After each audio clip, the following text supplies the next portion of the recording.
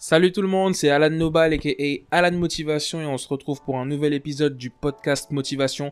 Comme vous le savez, tous les lundis on se retrouve pour un nouveau podcast. Donc si vous n'êtes pas encore abonné à ma chaîne YouTube, à mon SoundCloud et si vous ne me suivez pas sur Apple Podcast, c'est le moment de le faire les amis. Alors aujourd'hui j'ai envie de parler d'abandon, non pas parce que j'ai envie qu'on abandonne, mais vraiment parce que je pense que c'est important de ne pas abandonner. Et d'ailleurs j'envoie un gros big up et une pensée particulière pour Père Valise qui a sorti son projet, vraiment gros projet que je vous invite à aller découvrir. Père Valise, un artiste guyanais vraiment qui se bat pour ses projets, qui se bat pour ses rêves, comme moi, finalement, comme nous en fait, comme toutes celles et ceux qui se battent pour un rêve, pour des objectifs.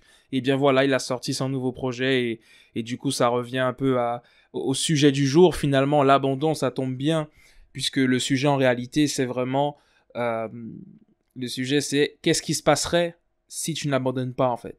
Et ça c'est la question que j'ai envie de te poser aujourd'hui. Qu'est-ce qui se passerait si tu n'abandonnes pas?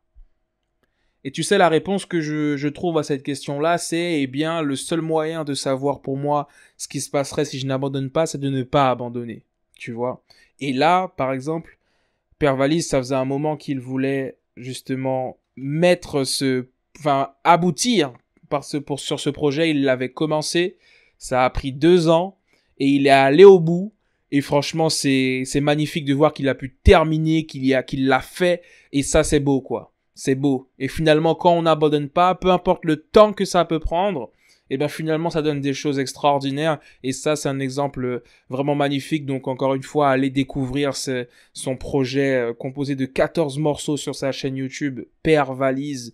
Vraiment, c'est incroyable et c'est un jeune Guyanais aussi qui fait le taf, qui se bat pour ses rêves. C'est très beau. Et du coup, aujourd'hui, je suis dans une phase un peu... Et je partage aussi avec vous les différentes phases que je peux avoir parce que je pense que c'est important de les analyser pour pouvoir ensuite les dépasser, apprendre des choses de ces différentes phases. Mais aujourd'hui, je suis dans une phase assez down. Je pense que c'est parce que hier, je devais publier mon épisode sur le Sunday Motivation que je n'ai pas publié, puisque c'est vrai que c'est moi qui fais tout, en tout cas pour l'instant, et du coup, je ne l'ai pas fait. Et c'était comme s'il y avait une partie de moi qui voulait se blâmer, en fait. Et du coup, je me suis dit, oui, mais pourquoi tu l'as pas fait? Parce que tu manquais d'organisation et que tu n'as pas travaillé sur tes priorités. Et en fait, c'est toujours un peu la même chose. Et au final, on se rend compte que par rapport aux actions que l'on va avoir, eh bien, oui, on va ensuite se blâmer. D'accord? Donc, en ce moment, j'étudie le self-blame et j'étudie des articles très intéressants dessus. Je vous partagerai des informations, mais en tout cas, il y a 2 types de blâme, principalement. Il y a le blâme qu'on va avoir parce qu'on va blâmer nos actions. En anglais, on l'appellera le characterological, non, qu'est-ce que je raconte? Le behavioral self-blame.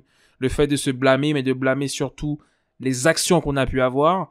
Et il y a aussi ce qu'on appelle le characterological self-blame qui va, lui, en fait, être un blâme que l'on va... On peut dire en self-blame, on peut le traduire par auto-accusation, mais j'aime pas trop le terme français. Mais en tout cas, c'est le fait de blâmer des caractéristiques propres à nous. Par exemple, notre genre, notre personnalité, notre caractère, des choses qu'on pense qu'on ne peut pas modifier. Et du coup, c'est d'autant plus compliqué d'évoluer lorsqu'on pense que le problème...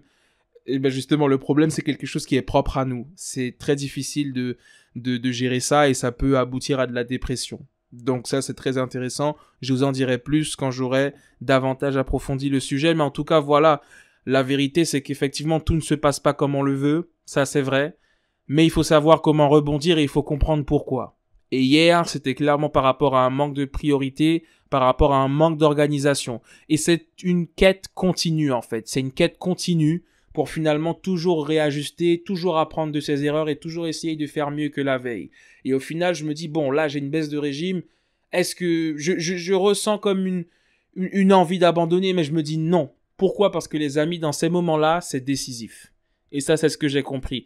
Les moments où on veut abandonner, ce sont limite des transitions. Et ça me fait penser à la fois où je voulais... Voilà, je ne voulais pas en fait tourner une vidéo ce jour-là. J'étais pas trop inspiré, je me trouvais un peu ridicule et j'ai tourné cette vidéo-là. J'ai décidé de le faire quand même. J'ai décidé il y a un terme que j'ai envie d'utiliser, d'être fidèle en fait. d'être fidèle et de m'accrocher à mon projet. Et du coup, j'ai tourné cette vidéo-là que finalement, je ne voulais pas tourner parce que moi-même, je me sentais ridicule. Et cette vidéo a dépassé les 500 000 vues aujourd'hui.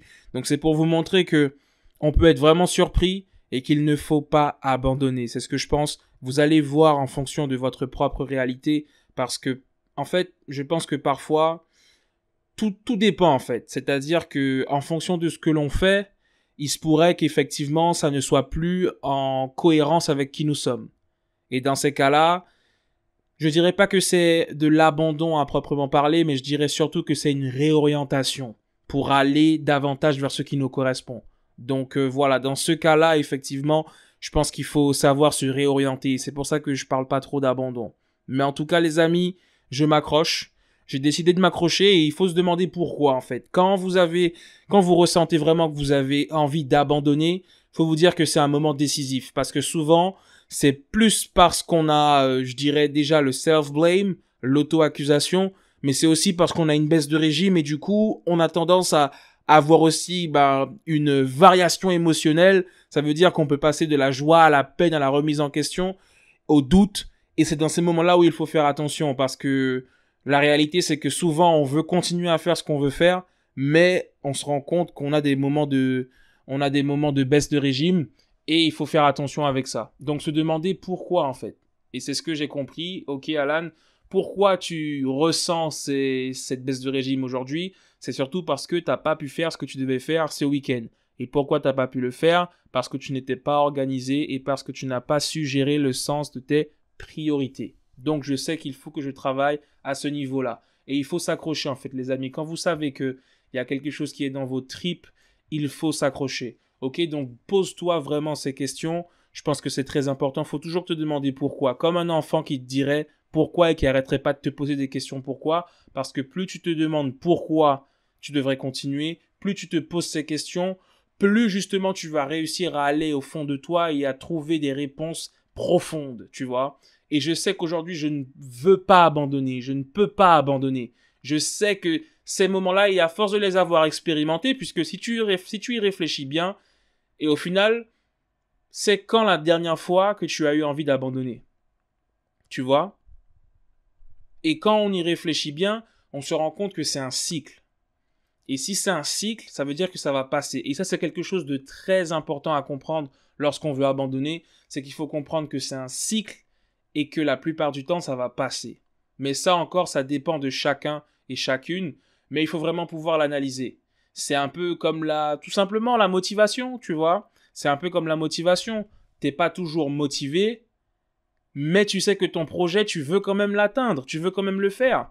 Et au final, est-ce qu'un être humain peut être tout le temps, tous les jours, tout le temps, jusqu'à la fin de sa vie motivé? Non, je ne pense pas. Mais ça, il faudrait qu'on l'étudie, qu'on approfondisse également, tu vois.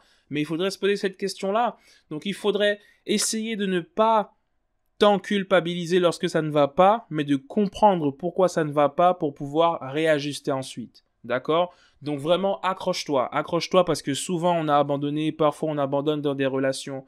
Parfois, on abandonne des projets. Et au final, on se demande si j'avais continué, qu'est-ce qui se serait passé? Si j'avais été au bout, qu'est-ce qui se serait passé? Et finalement, avec des si, on refait le monde. Et c'est pas ce que je te souhaite. C'est pour ça que les moments difficiles sont des moments décisifs parce qu'ils nous forgent et ils nous forment. Tu vois ce que je veux dire? Donc réfléchis bien à ça, accroche-toi. Je t'envoie beaucoup d'énergie, beaucoup de force. Accroche-toi et va au bout de ce que tu as commencé. Ça, je pense que c'est très important d'aller au bout de ce qu'on a commencé, de terminer nos projets, d'apprendre à terminer ce que l'on commence. D'accord? Donc accroche-toi vraiment. Je t'envoie beaucoup de force à toi qui m'écoutes aujourd'hui. Accroche-toi réellement. Va au bout de ton projet. Tente, apprends et quand ça ne va pas, prends le temps de réfléchir et de comprendre pourquoi ça ne va pas. Si tu arrives à répondre à ces questions, les questions pourquoi tout simplement, pourquoi ça ne va pas, eh bien là, si tu sais en fait, si tu sais pourquoi ça ne va pas, tu peux travailler pour faire en sorte que ça aille mieux demain. D'accord? Et il y a des hauts et des bas. Tu sais, c'est comme dans une relation. Parfois, tu auras l'impression que tes sentiments varient. Tu sais, il y a toujours un moment dans la relation où, pas forcément toujours, mais ça dépend. Je parle beaucoup par rapport à ma propre expérience. Tu sais, un moment où tu vas te dire, je suis plus sûr de vouloir faire ma vie avec toi. Ou tu sais, tu passes du je t'aime à la folie à je suis plus sûr de faire ma vie avec toi. Et puis au final, on se sépare. Et puis on se dit, bah, peut-être qu'on aurait pu faire quelque chose ensemble finalement. Mais c'est fini. Tu vois ce que je veux dire? Donc c'est pour ça qu'il faut vraiment se battre. Et à mes yeux, les moments difficiles, les moments de doute sont là vraiment pour nous éprouver et pour nous montrer à quel point on veut vraiment ce qu'on veut. Parce que si c'était que joli, si on avait toujours la motivation, ce serait trop facile. Ce serait beau, ce serait très beau, mais ce serait trop facile, je crois. Qu'est-ce que t'en penses? En tout cas, voilà, je t'envoie vraiment un message d'espoir et encore une fois un gros big up à Pierre Valise, artiste guyanais qui a sorti son projet. Et moi-même, ça me motive de voir qu'il a sorti son projet comme ça. Donc, un gros big up à lui. Et de toutes les façons, on continue et on persévère. Et personnellement, je travaille sur mon organisation pour cette semaine. Je travaille sur les priorités que je dois avoir de façon à pouvoir faire ce que j'ai à faire. Et c'est ce sentiment aussi de satisfaction d'avoir terminé, d'avoir fait, qui aussi stimule la motivation, stimule la dopamine et qui fait qu'on a envie ensuite en tout cas, de continuer et de persévérer. Donc voilà, c'était Alan Nobal aka Alan Motivation. Vraiment, je t'invite à te poser les bonnes questions lorsque ça ne va pas, d'accord? Vraiment te demander pourquoi. Et surtout, la meilleure chose à faire pour savoir ce qu'il se passerait si tu n'abandonnes pas, c'est tout simplement de ne pas abandonner. Ok? Donc accroche-toi et surtout ne t'arrête pas à cause de personnes qui voudraient t'influencer pour abandonner, à cause de personnes qui essaieraient de te décourager. Bats-toi pour ton projet. Bats-toi pour ce que tu aimes. Bats-toi pour ce que tu veux voir dans ce monde. Bats-toi pour ce que tu veux apporter. Peu importe à quelle échelle tu veux l'apporter, apporte-le et partage ce que tu as à partager avec le monde. Partage ce que tu as à partager avec ton entourage, avec les gens qui veulent voir ton projet décoller, qui veulent te voir avancer. Partage, libère ton potentiel, ne pars pas avec. Ne quitte pas cette terre sans nous avoir partagé ce que tu as à nous partager. On travaille dessus. D'accord? À bientôt. Je te dis à lundi prochain pour un nouveau podcast. Ciao, ciao!